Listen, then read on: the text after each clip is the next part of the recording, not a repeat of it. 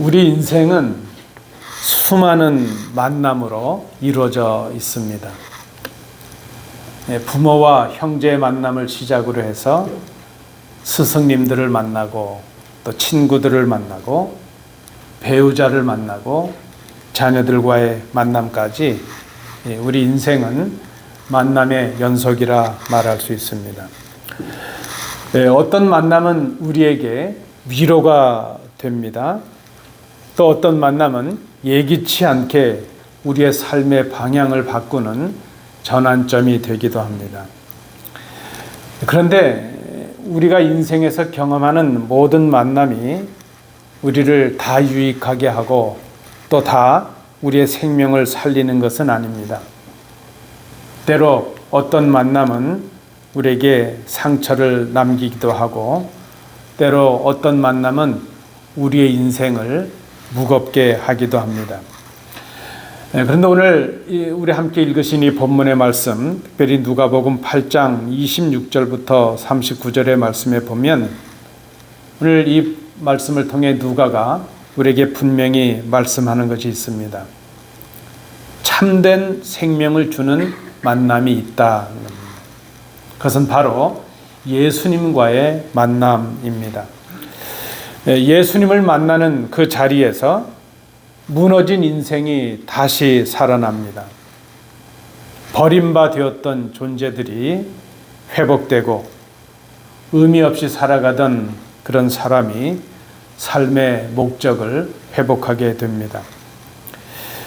누가복음 8장 22절부터 56절 말씀에 보면 4가지 기적의 사건이 소개되고 있습니다. 갈릴리 호수에 광풍을 잔잔하게 하셨던 것, 그리고 오늘 본문에 있는 대로 귀신 들린 사람을 고쳐주신 것, 혈류증을 앓고 있었던 여인을 고쳐주신 것, 그리고 죽었던 회당장 야이로의 어린 딸을 살려주신 것, 이 4사건입니다. 이 4 이적들의 공통점이 있는데 모두가 다 절망의 자리에 있었던 사람들이 예수님과의 만남을 통해서 그들의 삶의 문제가 해결이 되고 생명을 얻고 존재와 삶의 의미에 변화가 이루어졌다는 그 사실입니다.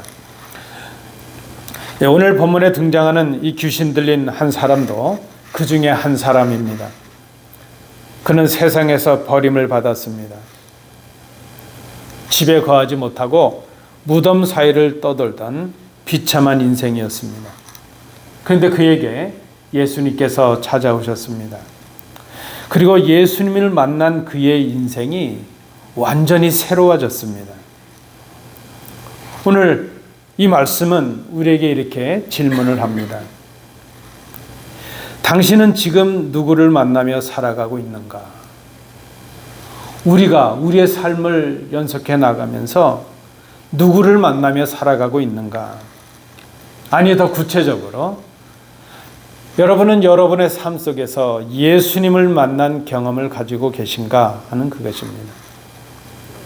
어쩌면 지금 이 자리에 있는 우리 분들 중에도 사실 겉으로는 웃고 있지만 사람들에게 말 못할 그런 깊은 상처 속에 무너진 마음을 안고 살아가는 분들이 계실 것입니다. 혹은 사랑하는 사람을 위해서 눈물로 기도하며 수고하고 있지만 변화되지 않는, 바꾸어지지 않는 현실 앞에서 낙심하며 지친 분들도 계실 것이라 생각을 합니다. 그런데 여러분 기억하십시오. 그런 인생이라 할지라도, 절망 속에 있는 인생이라 할지라도 예수님을 만나면 생명을 얻는다는 사실입니다.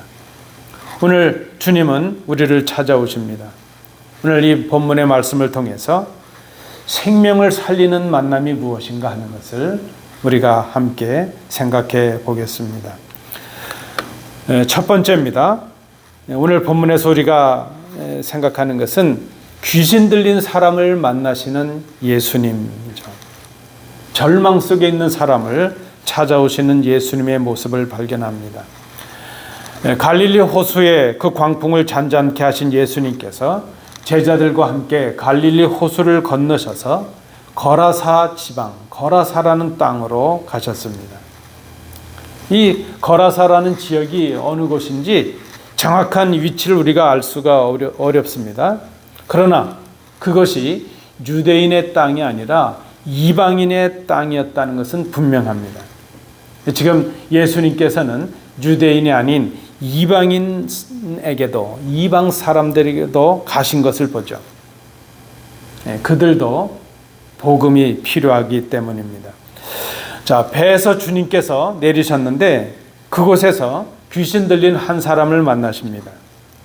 근데 그를 보니까 옷도 입지 아니하고 집이 아니라 무덤에서 지내는 사람입니다.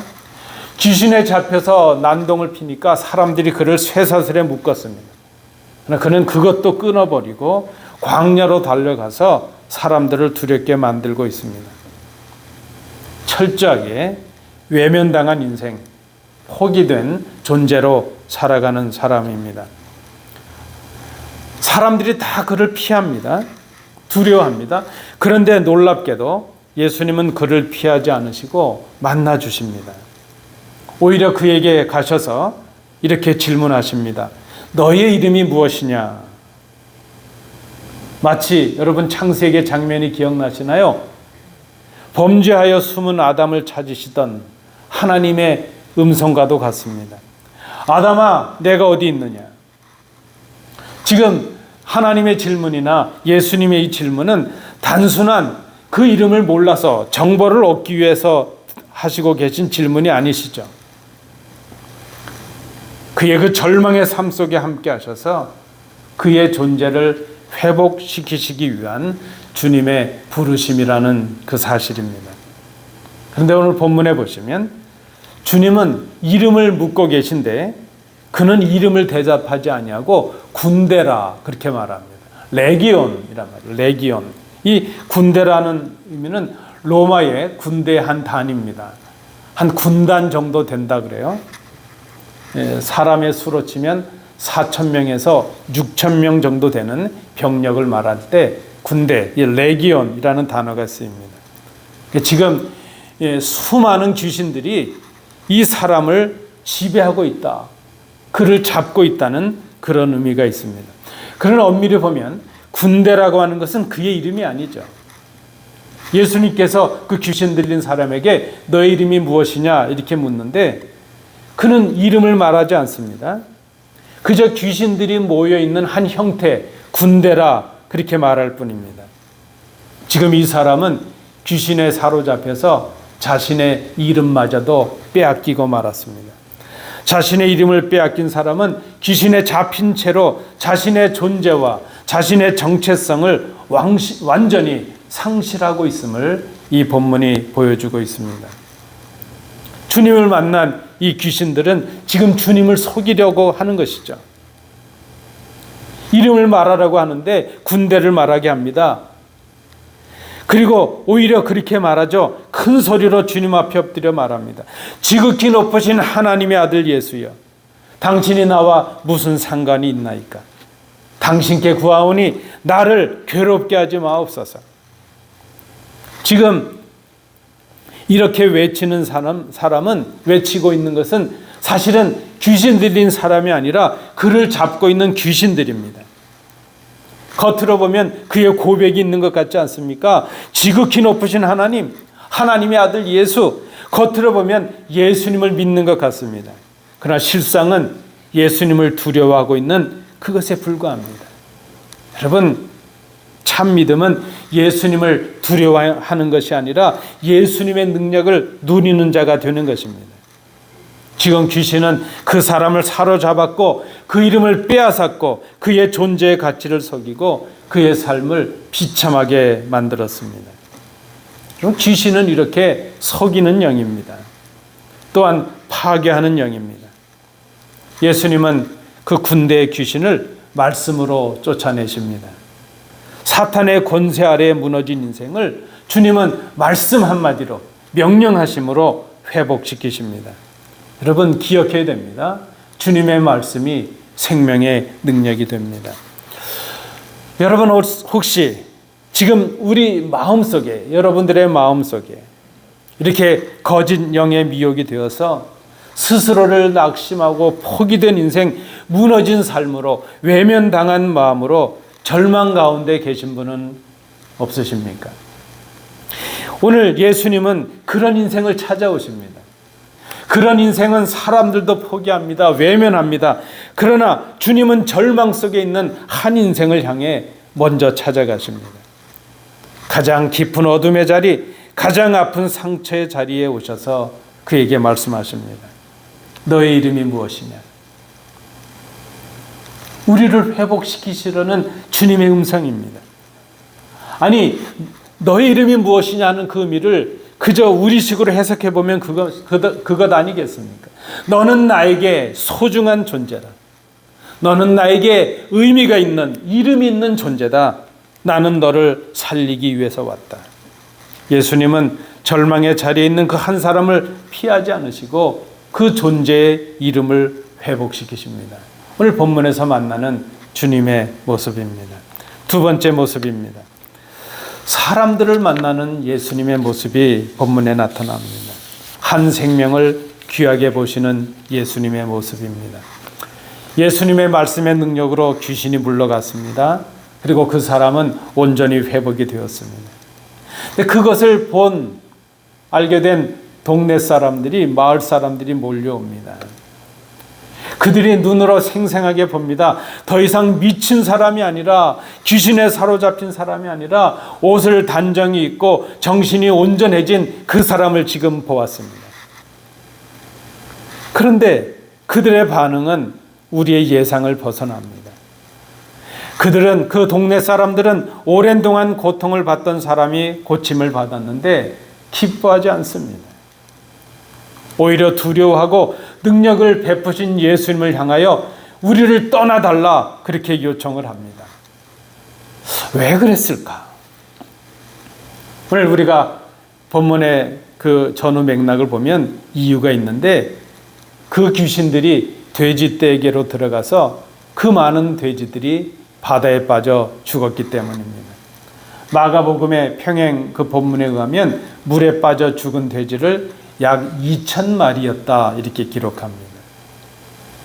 제가 한국에서 그 학생들을 지도할 때 이 본문으로 이렇게 말씀을 하는데 2,000마리의 돼지떼가 죽었다 그랬더니 학생 하나가 그러더라고요. 아직도 기억이 나요. 그 아까운 삼겹살을. 그래요. 여러분, 2,000마리가 얼마나 많은 돼지인가요? 지금 그들에게는 큰 물질적인 손해가 발생을 하게 되었습니다.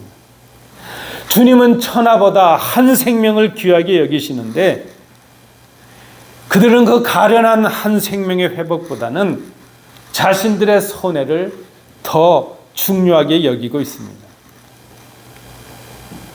그들은 생명보다 물질에 관심이 있습니다. 가련한 사람의 회복보다, 생명보다는 자신들의 이익을 우선하는 사람들입니다. 영적인 것보다는 육적인 것을 우선하고 있습니다. 귀신 들린 사람을 외면하던 그들은 정작 그가 회복되자 그를 회복시킨 예수님을 내쫓고 있습니다. 오늘 본문에 보면 반복되고 있는 귀신 들린이라는 그 표현이 있죠. 귀신 들린. 그런데 이 귀신 들린이라는 이 표현의 원어적인 의미를 해석해 보면 귀신들을 가지고 있다는 뜻이 있습니다. 그래서 피동적으로 귀신이 들렸다는 것이 아니라 귀신 들린 사람이 귀신들을 가지고 있다. 문법적으로는 그런 직역을 하면 그렇게 해석이 됩니다. 귀신들을 가지고 있다. 귀신이 그에게 들어올 때 그가 적극적으로 귀신을 대적하거나 쫓아내지 않았다는 의미로 해석이 가능합니다. 아마 그는 한두 번 저항했을 것입니다. 저항하다가 연약함에 따라서 포기했을 수도 있습니다. 지금 그에게 들어와서 그를 속이고 사로잡고 있는 것은 더러운 영입니다. 그런데 여러분, 그 더러운 영이 그에게 임하게 된 이유에는 주위의 사람들의 무관심과 사랑의 돌봄이 없었기 때문이라고도 볼 수 있습니다. 상처받은 영혼이 더러운 귀신에게 잡히고 만 것이라 하는 것입니다. 그 동네 사람들, 그 마을 사람들, 그들은 그렇게 이 땅의 것을 사모하면서 신령한 세계를 바라보지 못하는 어리석은 사람들이었다는 것입니다. 귀신 들린 사람이 주님을 만나고 회복되는 것을 보면서도 그들은 정작 주님을 만났는데도 자신들의 유익, 자신들의 그 손해 때문에 주님을 거절하고 주님께서 떠나시기를 간청하고 있습니다. 여러분, 우리의 마음이 어떠한가 하는 것을 봅니다. 우리의 모습이 어떠한가. 우리는 분명히 알고 있습니다. 예수님께서 내 삶에 들어오시면 나에게 분명한 변화가 있을 것이라는 것을 생각합니다.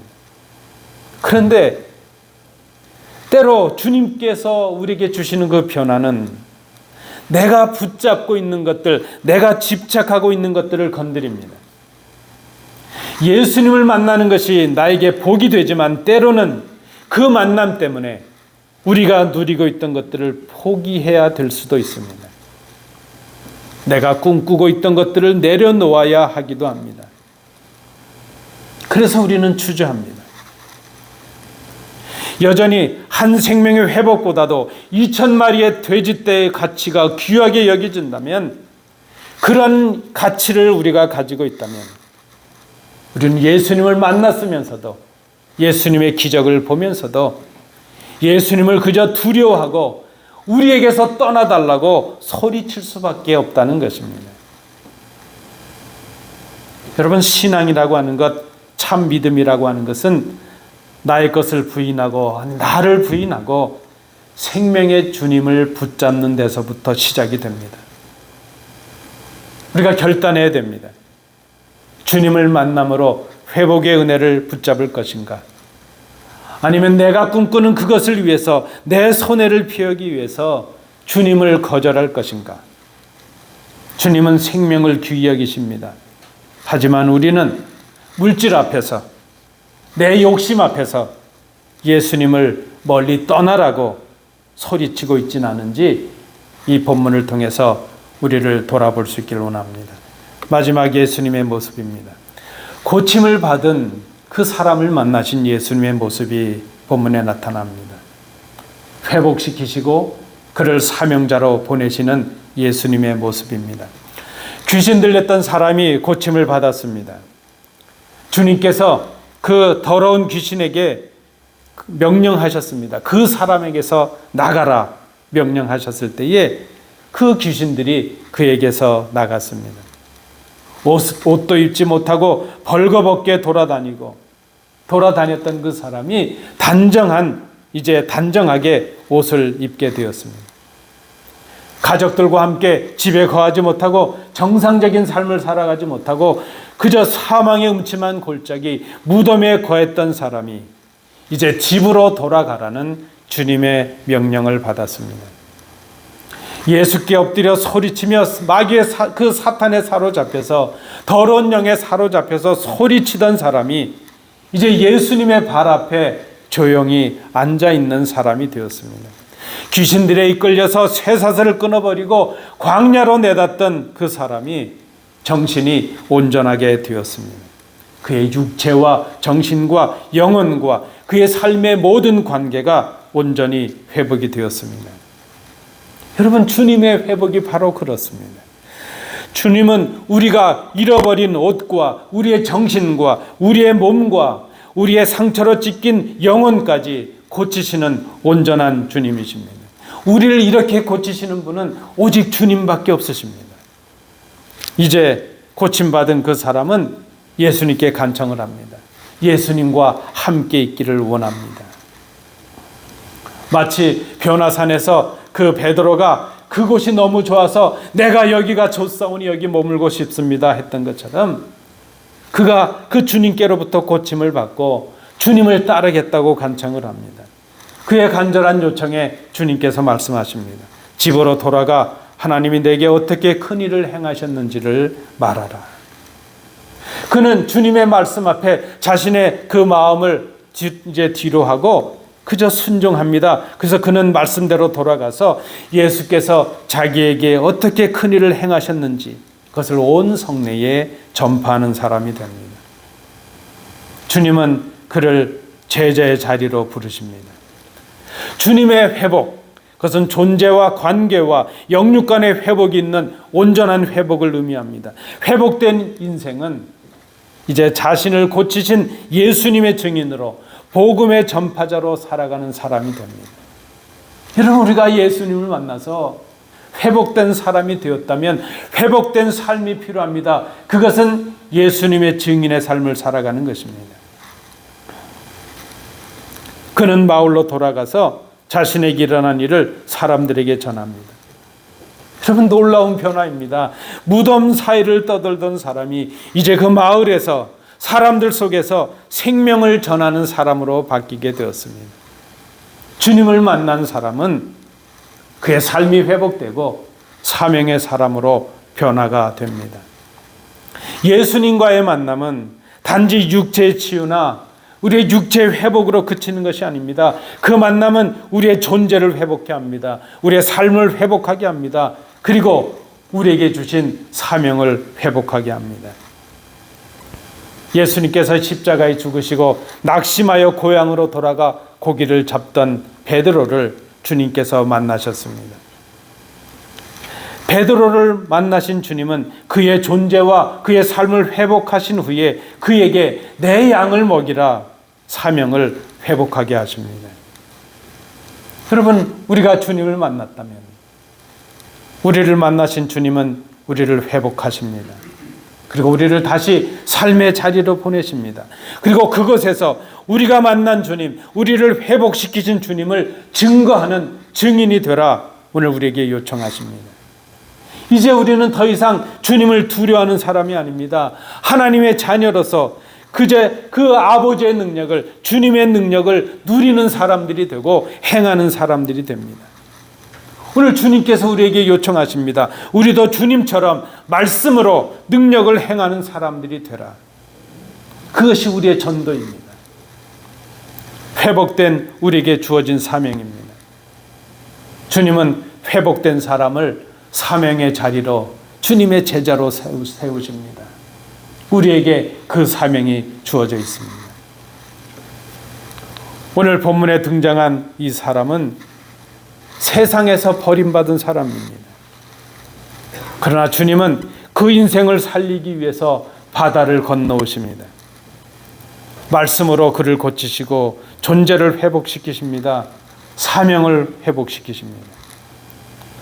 여러분, 그 어떤 만남보다도 우리가 예수님을 만나야 됩니다. 예수님의 만남은, 우리와 예수님과의 만남은 우리의 인생을 새롭게 합니다. 죽었던 우리의 생명을 살립니다. 예수님과의 만남은 문제의 끝이 아니라 새로운 시작입니다. 예수님과의 만남은 그저 치유받았다는 한 경험으로 끝나는 것이 아니라, 단순한 감동이 아니라 우리의 삶의 온전한 회복과 사명의 회복을 의미합니다. 하나님의 자녀로서의 대행자의 삶을 살아가는 것을 의미합니다. 사랑하는 성도 여러분,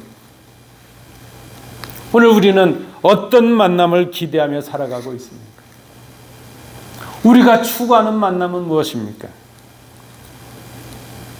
오늘 주님은 절망 속에 있는 우리를 찾아오십니다. 우리가 해야 될 일은 그 주님을 구주와 주님으로 영접하는 일입니다. 그때 주님은 우리의 이름을 회복시키십니다.